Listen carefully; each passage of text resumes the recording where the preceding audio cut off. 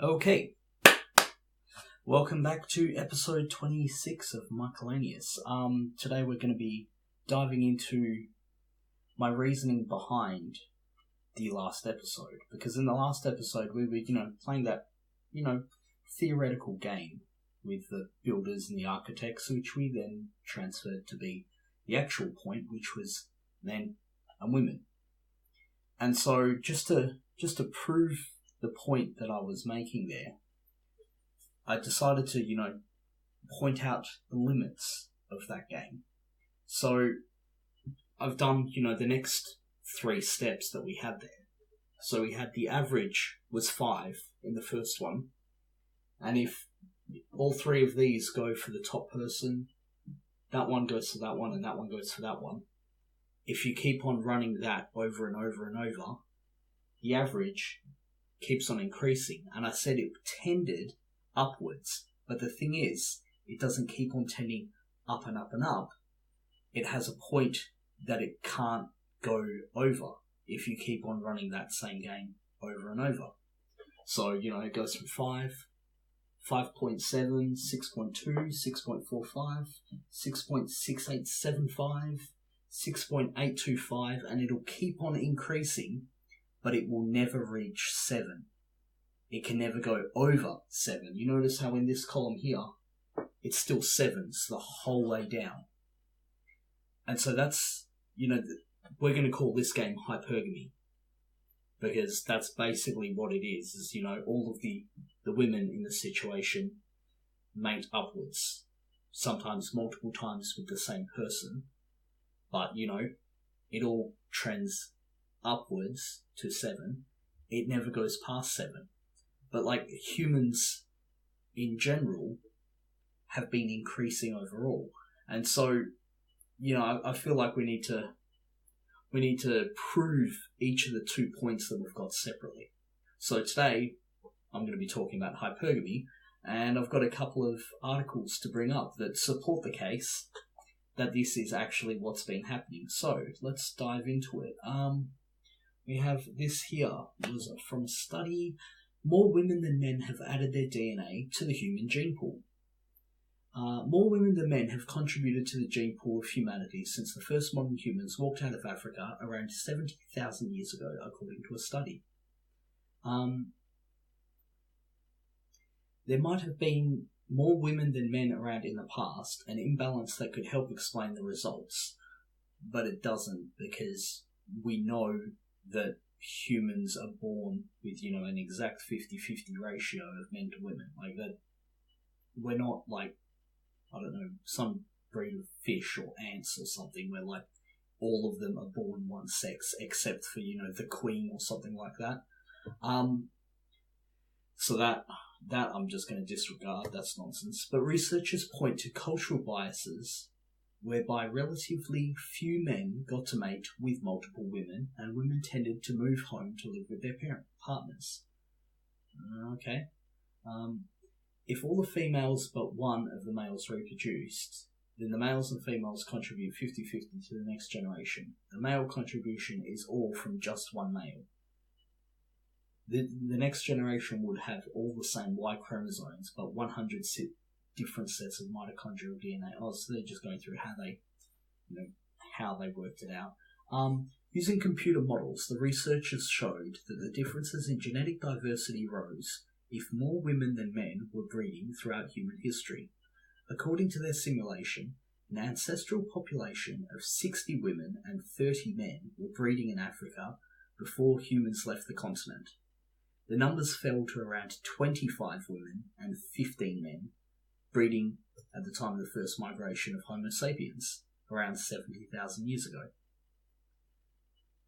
25 women and 15 men. That ratio is 5-3. This ratio here is 5-3 as well. So I've accidentally lucked into having the exact same ratio that they had there. And so we see what happens with that, it tends upwards. You end up with a better set because only the best potential mates are the ones, they're selecting only for the best men. so therefore the whole population improves. So if you think that 5 to 3 is a bad ratio, hold on to your horses, because 8,000 years ago, 17 women reproduced for every one man. Whew! That's a savage dating scene. Across the globe, for every 17 women who were reproducing, passing on genes that are still around today, only one man did the same. It's like, it wasn't like there was a mass death of males. They were there, so what were they doing? They weren't getting any, that's what they were doing. Hypothesizes that somehow only a few men accumulated lots of wealth and power, leaving nothing for others. These men could then pass their wealth on to their sons, perpetuating this pattern of elitist reproductive success. Correct. Yeah, that sounds pretty likely. Then, as more thousands of years passed, the number of men reproducing compared to women rose again. Maybe more and more people started being successful. You notice how that increases? I mean, what's the difference here? When you're starting at the bottom, a 3 compared to a 7. Massive difference. You know, that guy at the top is literally twice as good as the one at the bottom. When you're getting down here, after long enough of that pattern going over and over, 6.5 compared to a 7. I mean, shit, that guy, a couple of generations before, was the second best. I mean, that's now the worst guy. So it'll auto-correct itself after a while if you keep on playing that same hypergamy game over and over. Game. I'm using the word game as in like game theory sort of game. Like that's, a set of rules that you can keep on reproducing. And that's an important thing, because when you're talking about, human biology, it is, you can't impose the rules. It's like, it's the instincts that are, hard-coded into people. Like the whole hypergamy thing, like women looking for successful, tall, handsome, rich, powerful men. It's hard-coded into DNA for women to seek men like that out. Because that way, you don't need to, interfere with the game. Like, there's no god, you don't need to have a god making all of these partners happen.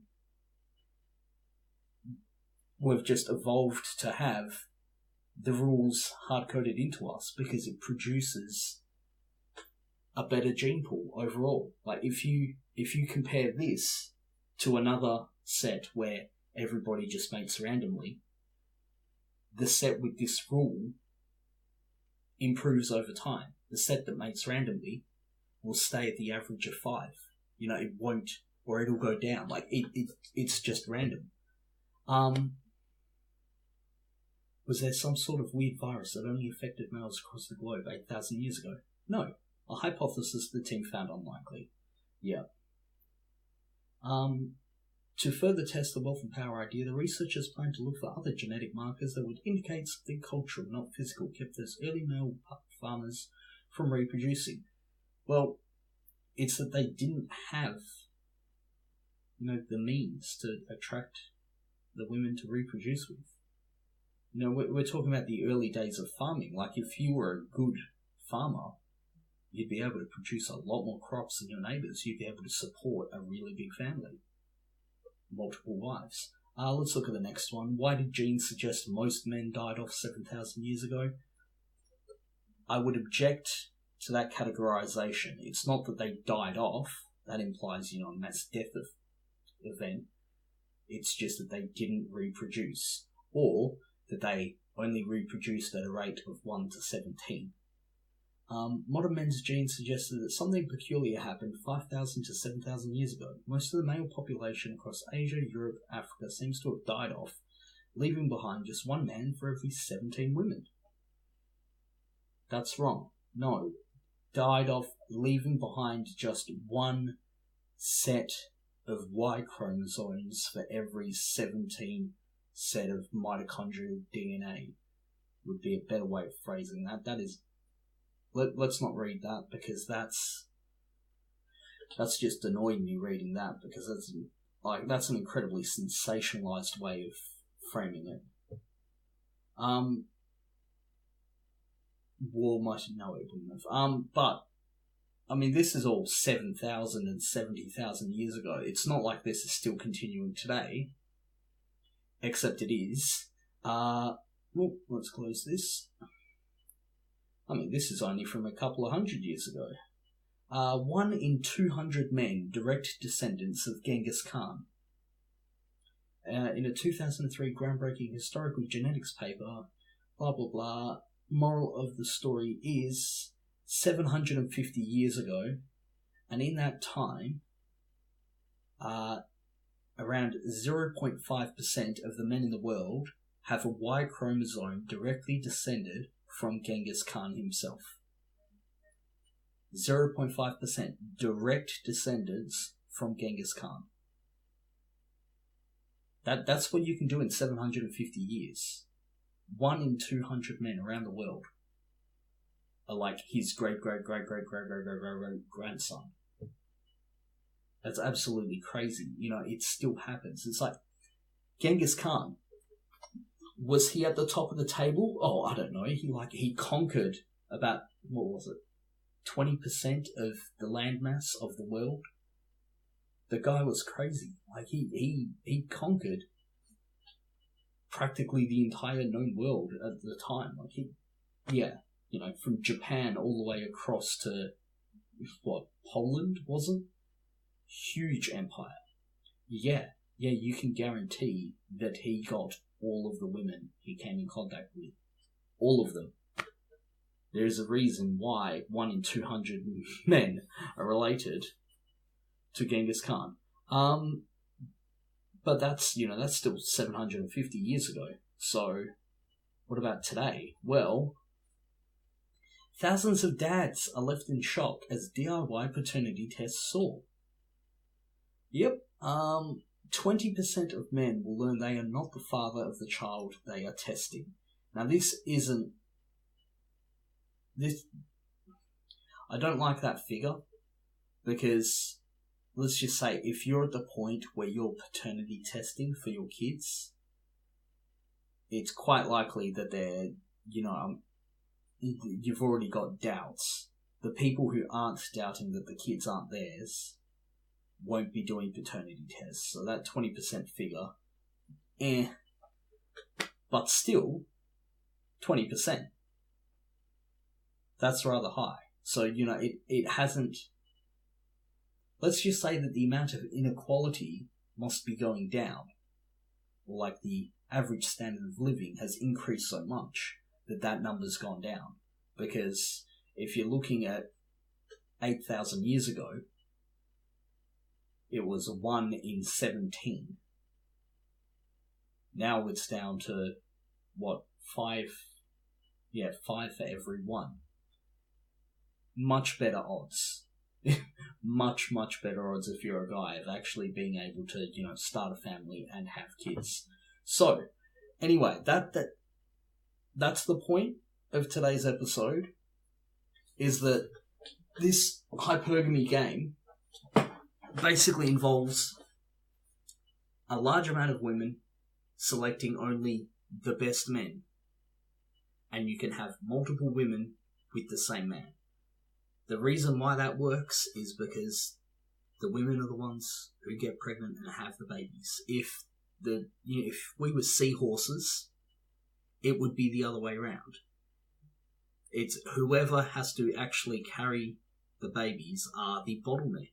Like, they can't have, the women in this example can't have multiple babies at once. Well, I mean, not counting twins. Let's just keep it basic. But if you've got a dimorphic species where you've got 2 distinct genders, if one of them carries a baby and the other one doesn't, the one that doesn't carry the baby is going to be the one where there's going to be more selection going on to pick only the best one. Everyone who can have a baby will be able to have babies. Is that making sense? I hope that's making sense. Anyway, that's been it for this episode. I hope you hang around for the next one, where I will be talking about... Well, this one was about hypergamy, so I'll be talking about the greater male variability hypothesis, which is the other half that goes with this, because this here tends upwards to 7. It can never go higher than 7. How do we as a human race go past that point? How do we improve without constraint? Like, how does the entire thing move above 7? How do we get the average to keep on accelerating upwards? We'll be looking at that in the next episode, so I hope you hang around. Please like, comment, subscribe, and I'll see ya.